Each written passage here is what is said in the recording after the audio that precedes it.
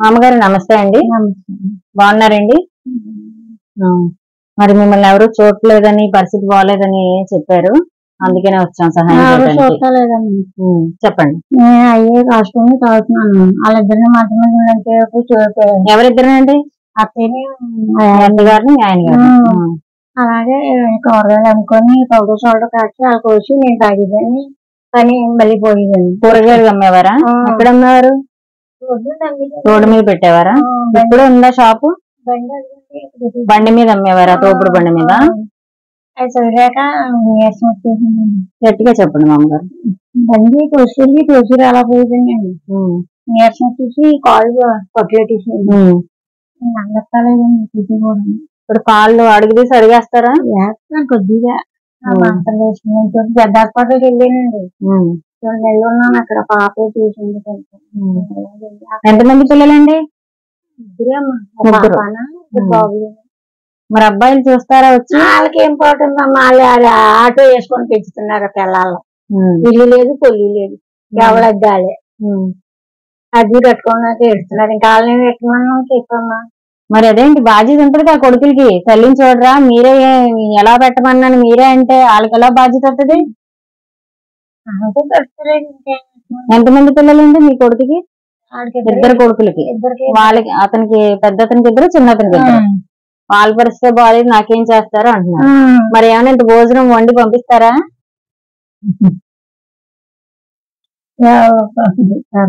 చెప్పండి. వండుకుంటానండి. ఎవరు పంపించరు. మరి ఈ వయసులో తల్లిదండ్రులు చూడవలసిన బాధ్యత పిల్లలకు ఉంటదిగా. మరి మీరే తల్లి మనసు వాళ్ళ పరిస్థితి బాగాలేదు అని మీరు చెప్పడం బాగుంది, కానీ వాళ్ళ బాధ్యత వాళ్ళకు ఉండాలి కదండి.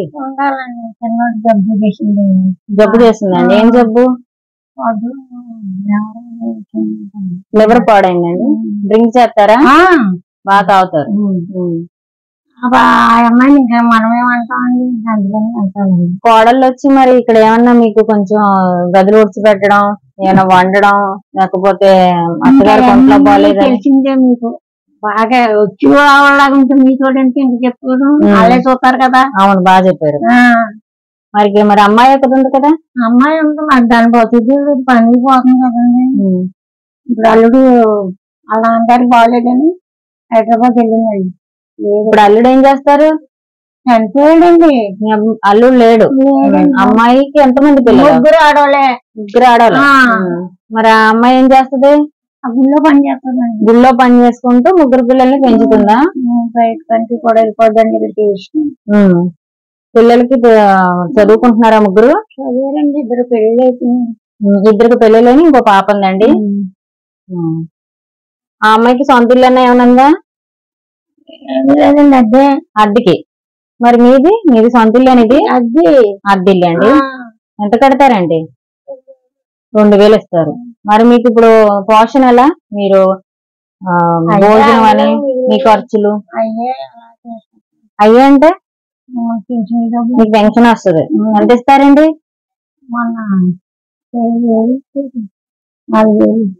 3000. ఈ నెల నుంచి ఇంకో పై నెల నుంచి 4000 వస్తాయి. ఏం చేస్తారు పెన్షన్ డబ్బులు? ఏం చేస్తాండి, తింటున్నాను కదా అమ్మగారు. మీరే వండుకుంటారా? అమ్మాయి కూడా ఏమి ఎంత అన్నం తీసుకొస్తుందా వండి? బాగోపోతే చూస్తాం కదా, లేకపోతే చూస్తారా? మీరే వండుకుంటారా? మరి నడవలేకపోతున్నారు, ఇవన్నీ చేసుకోగలరా? అలాగే జాయి కూర్చొని చేసుకుంటాను, మెల్లిగా చేసుకుంటారు.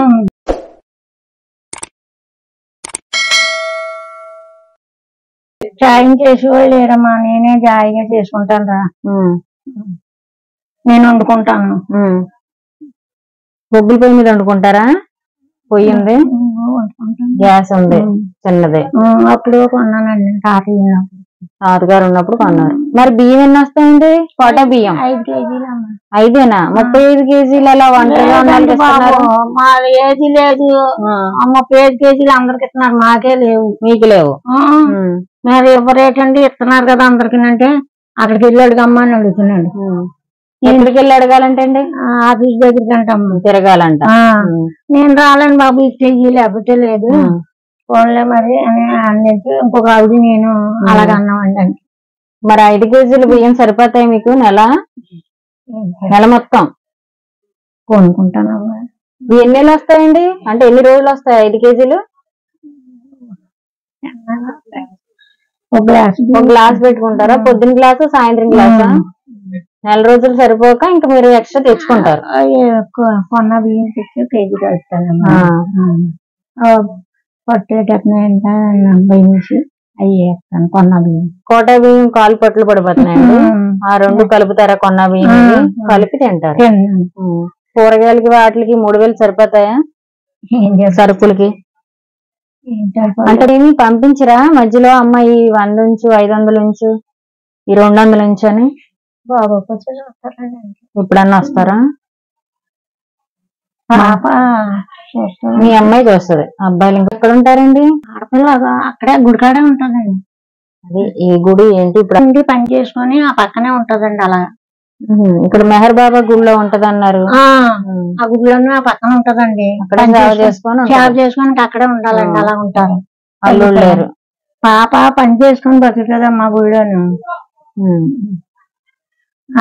చాలా రోజులు అన్ని చూస్తారమ్మా. ఇంకా ఇప్పుడు మేమెవరో బయట వచ్చి సాయం చేస్తామనంటే మీ మనసు బాధ కలుగుద్ది కదా, కొడుకులు కూతురుల్ని ఉంచుకొని. అది ఏంటంటే మీరు ఎప్పుడు అలా అనుకోవద్దు. నేను కూడా ఏదో మేము వీడియో కోసం డబ్బుల కోసం కాదండి, చేత నేను సాయం చేయాలి మీలా ఒంటరికి ఉన్న వాళ్ళకని. నన్ను కూడా మీ అమ్మాయిని అనుకోండి. అలాగే చెప్పిందండి. అనగా ఇప్పుడు ఎలా అంటే లోపల నుంచి బాధ వచ్చేది. నా పిల్లలు నన్ను చూస్తే ఎవరో వచ్చి నాకు సాయం చేసిన పని లేదు కానీ బాధ అవుతుంది. అలా ఎప్పుడు అనుకోకండి మామగారు. ఇప్పుడు మీ అమ్మాయి బతుకుతీరి చెప్పాను కదా, ఆ బండి వేసుకుంటే కానీ ఆ కొట్ట వెళ్తాలేదు. అందులో మళ్ళీ పిల్లల్ని చూసుకోవాలంటే కొంచెం బాధగా ఉంటుంది. ఈ పిల్లోడికేమో బాగోలేదు, ఆవిడ ఇసుకుంటది కదా, అందుకని ఇంకా కోడళ్ళ బాధ కోడలదే. అదే ఇప్పుడు తల్లికి చెప్పాలా పిల్లంకి చెప్పాలా అన్న ఇదిలో మీ పిల్లలు. అయినా కూడా ఇంత అన్నం వండి పంపించాలండి. మీకు ఏం చూడకపోయినా భోజనం పెడితే చాలు కదా. మరి ఇప్పుడు మీ తాతగారు ఉన్నప్పుడు ఏం పని? లారీకి వెళ్ళేవారా? లారీకి వెళ్ళేవారు. వేరే ఊర్లో వెళ్ళేవారండి లారీ మీద? డ్రైవర్? చోడారం. లారీ డ్రైవరా? డ్రైవర్. అప్పుడు ఎక్కడ ఉండేవారండి? ఇంట్లోనే ఉండేవారా?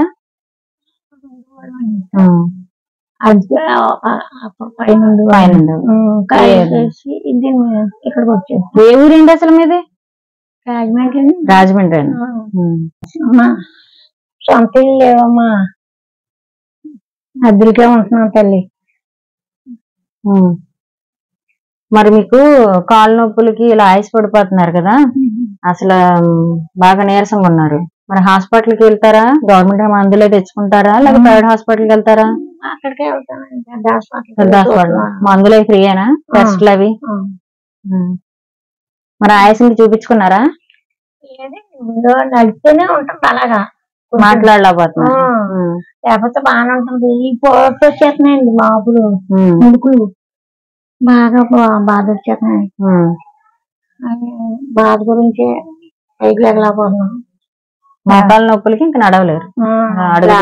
బజార్ వెళ్ళి సామాన్ తెచ్చుకొని పేర్చుకొని అమ్ముకొని వచ్చి వండుకుండేదండి. ఎప్పటి నుంచి ఉందండి ఇలా కాలు పడిపోవటం? 2 ఏళ్ళు అవుతుందండి. 2 ఏళ్ళు అవుతుంది.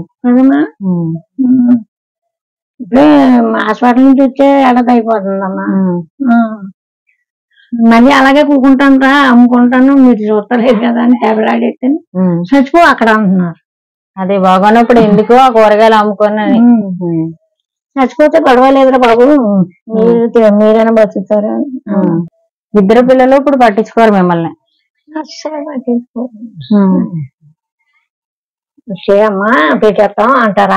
ఇవాళకే మళ్ళీ కాకేది అవడం. వచ్చేయమ్మా అన్నం పెట్టేస్తాం అంటారు. ఆయాలకి పెడతారు. ఆయాలకి మరుసటి రోజు నుంచి ఖాళీ పంపించేస్తారా మీ ఇంటికి? ఉండమంటారండి? నేను అసలు ఉన్నాను ఇంటికాడ, ఆవిడ ఇంటికాడ ఉన్నాం. ఉంటే పాప కాడ కొంచెం ఉంటాను కానీ మళ్ళీ వచ్చి ఎక్కడే పడుకుంటాను. అల్లుళ్ళు గట్ట వస్తే ఖాళీగా ఉండదు. ఇప్పుడు అంటే 2 ఉంటున్నాం మనవరాలు నేను. వాళ్ళు ఉంటే ఉండబుద్దేదమ్మా, పర్వాలేదు ఎదురు. అవునవునండి. అదే మీ అమ్మాయి అల్లుళ్ళు. అదే ఫ్రీగా ఉండదు మీకు. 2 కొడుకు ఉండి చూస్తలేదమ్మా. మోకాలు సహకరించట్లేదు. అలా కూర్చొని ఉంటున్నాను తల్లి. అలాగే కష్టంగా బతుకుతున్నాను. అలా కష్టంగా బతుకుతున్నారండి. మీరు ఆటోలు చెప్తున్నారమ్మా, ఇదే కొన్ని ఉంటుంది అంటారు. మధ్యాహ్నం ఇప్పుడు టైం ఎంత అయిందమ్మా? 1:15. టైం 1:15 అయింది. మా అమ్మగారు భోజనం చేశారా? అన్నం తిన్నారా? ఇంకా లేదమ్మా. తింటాను. ఏం వండుకున్నారు? పప్పు వండుకున్నారు. మేము వచ్చి ఇప్పుడు మీ భోజనం టైం వెనక్కి పెట్టాం. అంటే ఆయుష్ పడుతున్నారు కదా, ఆవేశం ఎందుకు వస్తుంది అంటే మీకు బ్లడ్ సరిగ్గా లేదు. టైంకి తినకపోవడం వల్ల మీకు బ్లడ్ అన్నది గుండెకి, ఊపిరితిత్తులకి, ప్రతి అవయవానికి సప్లై అవ్వదు. అందుకని ఆయుష్ పడిపోతున్నారు. మీకు ఏ నీరసం లేదు, చక్కగా ఉన్నారు. బెంగే ఉంది. నా పిల్లలు నన్ను చోట్ల, కొడుకుల చోట్ల ఏదైనా బెంగ ఉంది. అమ్మాయి ఎప్పుడెప్పుడన్నా చూస్తుంది, సంతోషించండి. చక్కగా కాలం అలా ఎల్లబుచ్చేసుకోండి. టైంకి మాత్రం తినండి. ఎందుకంటే మీరే ఉడకేసుకుంటున్నారు గ్లాసుడు బియ్యం కాబట్టి టైంకి తినండి. స్నానం చేసింది పొద్దున్న ఏం తింటారు మరి? స్నానం చేసి దండం పెట్టుకుంటారు. పొద్దున్న ఏం తింటారు? ఇడ్లీ తింటారు. ఇడ్లీ తెచ్చుకుంటారు. ఇడ్లీ తర్వాత చక్కగా 12 లోపల అన్నం తినేయండి. మళ్ళీ మధ్యలో సాయంత్రం టీ ఏదోటి తినండి. ఏదోటి తింటూ ఉంటే శరీరానికి కొంచెం పోషణ వచ్చి బలం వస్తుంది. మళ్ళీ సాయంత్రం 7ంటికి అన్నం తినేయండి, పడుకోండి. కొంచెం ఎవరో ఒకరు చూస్తూ ఉంటారు కదా, అక్క చూస్తూనే ఉంటారు కదా మిమ్మల్ని, ఏదోటి సాయం చేస్తారుగా. అలా చెప్పాలి. అలాగేనండి. తింటూ ఉంటే నీరసం ఉండదు, బెంగే ఏం కాదు. అయితే నేను బియ్యం తీసుకొచ్చాను మా అమ్మగారు. మీరు ఎలాగో బియ్యం బయట కొనుక్కుంటున్నారు కదా, మీకు ఇచ్చే 5 కేజీల బియ్యం మీకు సరిపో. మేము అందరికి ఇస్తున్నారా అన్నారు వాళ్ళు. మాకు 4 ఇవ్వలేదు. మీకు ఎవరికి ఇవ్వట్లా? అమ్మన్నట్టు బెంగే ఇంకెంతకంటే అందరూ పెంచింది. నన్ను చూస్తా మగమాట పడుతూ బాధపడుతున్నారు. ఇప్పుడు పోయి పాపం తెల్లం నీళ్ళు వస్తుంది. ఏడకండి, ఏమవదు మా అమ్మగారు. అప్పుడప్పుడు వచ్చిందా చూస్తూ ఉంటారు కదా, ఏడకండి. నేను ఇటు వచ్చినప్పుడు అక్క దగ్గరకు వస్తూనే ఉంటా, ఏదో తీసుకొస్తాలేండి. ఏడకండి, కళ్ళు చూసుకోండి. బాధపడుతున్నారు, కొడుకులు చూడలేదు, ఇలా బియ్యం తీసుకోవాల్సి వస్తుందా సహాయం అని. నన్ను కూతురులాగే అనుకోమని చెప్పా కదా, ఎందుకలా చేస్తున్నారు నన్ను గట్టిగానే. అడగండి మా అమ్మగారు. మరి ఏం చీరలు అని కొనుక్కుంటారా మీరు?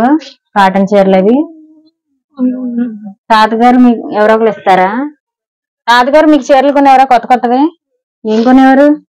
అదే కాటన్ చీరలు కొనేవారు. చెంకిల్ చీరలు ఉండేవి మీ వయసులో, అలాంటివి ఉండేవా? కాటన్ చీర కట్టుకునేవారా? వయసులో ఎలా ఉండేవారు? మీ ఫోటో ఉందా? అందంగా ఉండుంటారు. ఉన్నాయా? తాతగారు ఫోటో చూసాం, మీ ఫోటో మీకు బెంగే ఏం కాదు. మీ చీర తడిచిపోయింది, బెంగే మామగారు. పక్కన ఆవిడ కూడా చెప్పారు అసలు ఎవరు చూడలేదని. అట్టే కాదు, బెంగ వల్ల అలా అయిపోతున్నారు. చక్కగా టైం వండుకొని తిని. టీవీ ఉందా మీకు? టీవీ చూడొచ్చు. టీవీ లేదు. అలా వీధిలో కూర్చుంటే ఎంతమంది వెళ్తున్నారు, అందరితో ఆ మాట ఈ మాట మాట్లాడితే టైం అయిపోద్ది. బెంగ పడకండి. మరి బియ్యం తీసుకొచ్చాను, తీసుకోండి. చీర, మీకు చీర తీసుకొచ్చాను, అది బెడ్షీట్ దుప్పటి లాంటిది. కాళ్ళు ఆడతాయా? మాకే కాళ్ళు అట్లా. బాగా చెప్పారు. ఇంక మీకేం ఆడతాయి? మీ వయసు ఎంత అండి?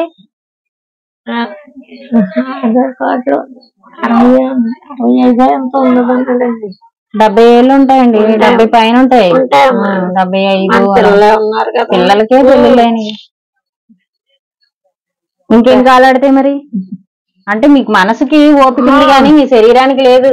అలా ఉండాలంటే మీరు బాగా తినాలి.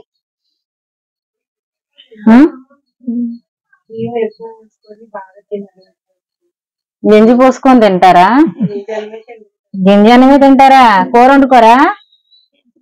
బియ్యం ఎక్కువ వేసుకొని గింజి పోసుకొని తినమంటున్నారు అంటే మీరు రోజు అదే చేస్తున్నారు అన్నమాట.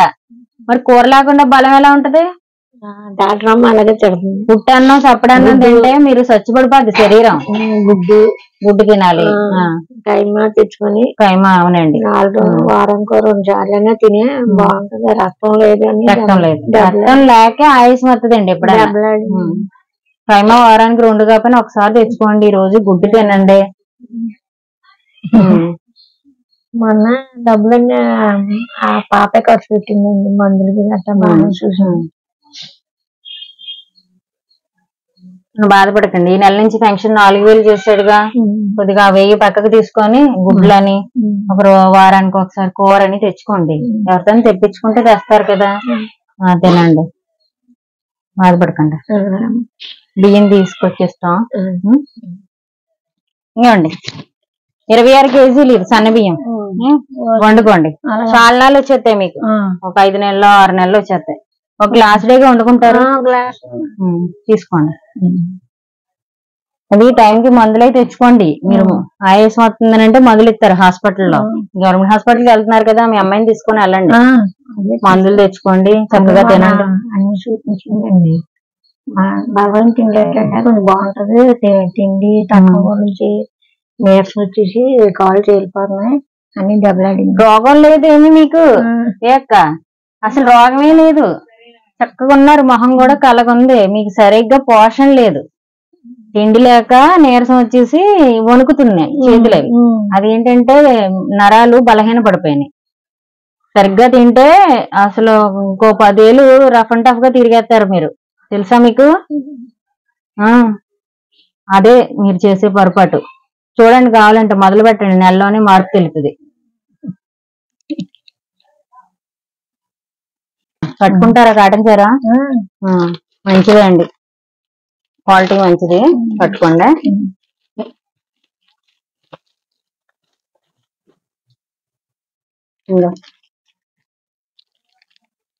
మామగారు దుప్పట్ట బెడ్షీట్ అను చీర తీసుకోండి. జాకెట్ కొట్టించుకోండి. ఇప్పుడు మీ పుట్టింటారు ఉన్నారు మామగారు, అందరూ చనిపోయారు. వాళ్ళ పిల్లలు వస్తూ ఉంటారా? వస్తుంటారు. పనులు పోయారమ్మా. అట్టింటారు అండి. ఇప్పుడు ఇద్దరు మగోళ్ళు, ఇంకెవరు లేరు. అదే ఇంకేం కాదు. అంటే ఇది వరకు ఉమ్మడి కుటుంబాలు ఉండేవి. అందరూ కలిసి మెలిసి రాకపోకలు వాళ్ళు పిల్లలు అందరూ అలా కాలక్షేపం అయిపోయేది. పెట్టేదండి. బాగా చూసుకుంటూ అప్పుడు. ఇప్పుడు మీ కుటుంబమే కాదండి, అన్ని కుటుంబాలు అలాగే రాకపోకలు లేవు. ఎవరన్నా మంచి మనసుతో వస్తున్నా రానివ్వట్లా. మీ వీళ్ళ దగ్గర లేం, ఊర్లో లేం. వాళ్ళ పిల్లలు వాళ్ళ మొగుడు వాళ్ళ పిల్లం అన్నట్టు ఉన్నారు. అలా పాడైపోయింది. ఏం చేస్తారు కానీ తల్లిదండ్రులే పట్టించుకోవట్లా. ఇంకా బీరకాయ పీస్ ఏముంటదండి, అవి ఉండవు ఇంకా. ఎందుకంటే ఇదివరకు మీరు ఉమ్మడి కుటుంబాల్లో అంత మందిలో కలివిల్లో ఉండొచ్చి ఇప్పుడు ఇలా ఒంటరిగా ఉండేసరికి ఆ బెంగ మిమ్మల్ని తినేస్తారు. అదేనమ్మా, ఇదే కాదు మీలాంటి వాళ్ళు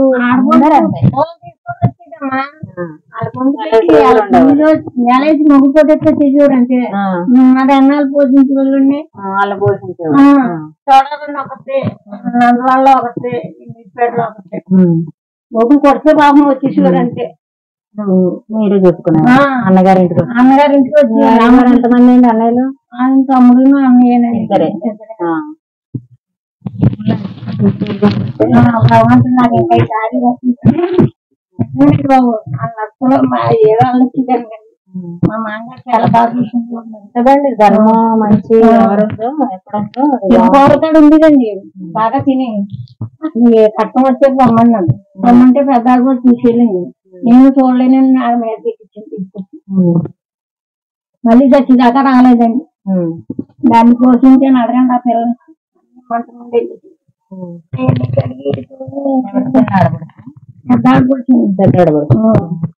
అమ్మాయి ఆ డబ్బులన్నీ తెంగి అమ్మ దగ్గరికి పంపించేసింది.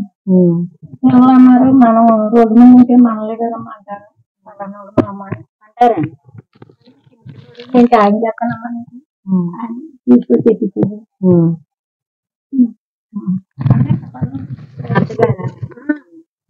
అమ్మకి ఆర్డర్ చేసుకున్నారు. మీ అత్తగారిని అలా చూసారు. పోన్లేండి, ఆ మంచి ఎక్కడ ఉండాలి. ఉండాలి ఉంటాడు. కాల్చి ఇచ్చేయాలండి. పూలు కాల్చి కాడు కాల్చి ఇచ్చింది. ఆ ఓపికలు ఆ పనితీరు వేరండి. ఇదివరకు ఇప్పుడు ఎవరికి లేవు.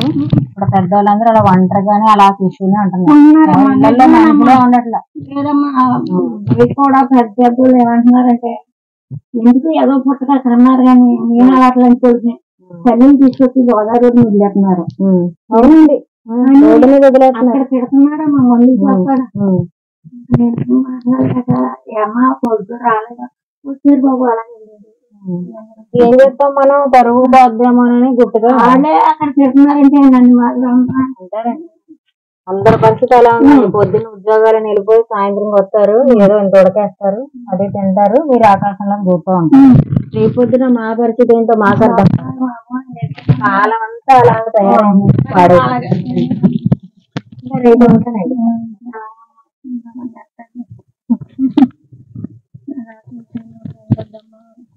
బాధపడుతుంది. టైం మాత్రం తినండి.